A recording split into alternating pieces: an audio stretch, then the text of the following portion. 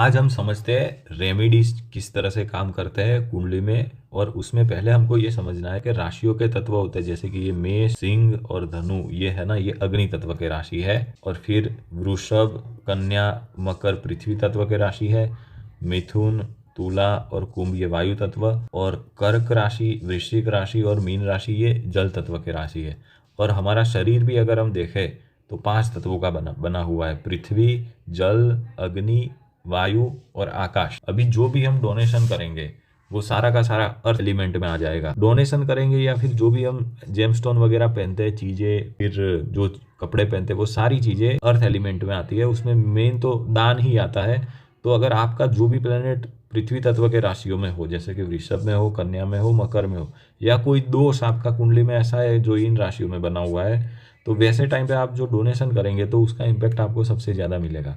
फिर आता है जल तत्व दान, और यहाँ पे फिर आता है जल तत्व अग्नि तत्व।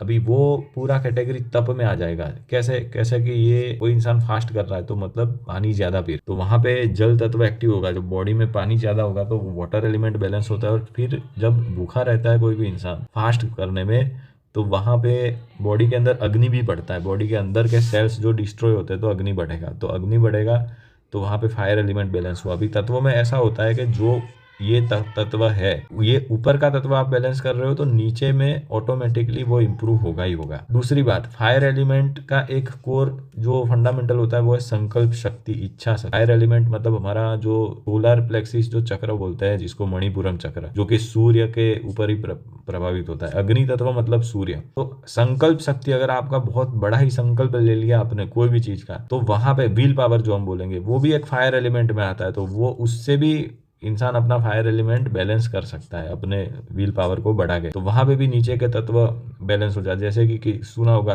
कि कोई बहुत ज्यादा बीमार था या बहुत बड़ी परेशानी में, बराबर, तो वो एक तरह से देखा जाए तो ग्रहों के कोई दोष या उस हिसाब से भी हो सकता है। अभी तो उसमें उसने अपनी संकल्प शक्ति बढ़ाई, मतलब फायर एलिमेंट बढ़ाया तो, और नीचे के तत्वों को बैलेंस किया। अभी फिर इससे ऊपर आता है जप, मतलब वायु तत्व। अभी जब इसको समझने के लिए हमको पहले समझना पड़ेगा हमारे थॉट्स, विचार को हम वायु बोलते हैं, मन के अंदर, इसीलिए तो यहाँ पे मंत्र है। तो जो भी हम सोचते हैं वो एयर एलिमेंट में आता है। और जब हम कोई भी अच्छा सोचेंगे, मतलब जप करेंगे, जप मतलब अल्टीमेटली हम एक तरह से प्रार्थना ही कर रहे होते हैं। ओम भूर्भुवः स्वः, मतलब वो प्रार्थना ही है। ओम मृत्युंजय महादेव, वो प्रार्थना ही है, मन में है। बोल भले हम रहे लेकिन अल्टीमेटली शुरू हमारे मन से होता है। तो ये जो जप जब हम करते हैं, कोई भी चीज का पाठ करते हैं, जप करते हैं, या कोई भी चीज पढ़ेंगे हम, कोई भी वेद पढ़ लिए, पुराण पढ़ लिए, या कोई अच्छी किताब भी पढ़, अच्छा जो सोच रहे हो, तो वहां पे आपका एयर एलिमेंट बैलेंस हो रहा है। और एयर एलिमेंट बैलेंस हो रहा है मतलब नीचे के तत्व तो बैलेंस हो ही रहा है। अच्छा, एक बात देखने जैसी ये है कि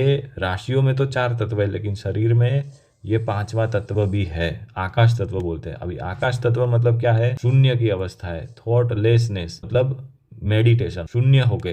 तो अगर वो कोई कर पा रहा है, कोई सिद्ध पुरुष जो कि शायद फेमस नहीं होंगे, वैसे लोग ही कर पा रहे होंगे, लेकिन अगर ये स्टेट में कोई आकाश तत्व में ही है, कोई जी रहा है, तो उसको फिर ये नीचे के किसी भी ना तो तत्वों के रेमेडीज की जरूरत है, मतलब उसको कुछ जरूरत नहीं। वो एक तरह से शिव की अवस्था ही मानेंगे हम।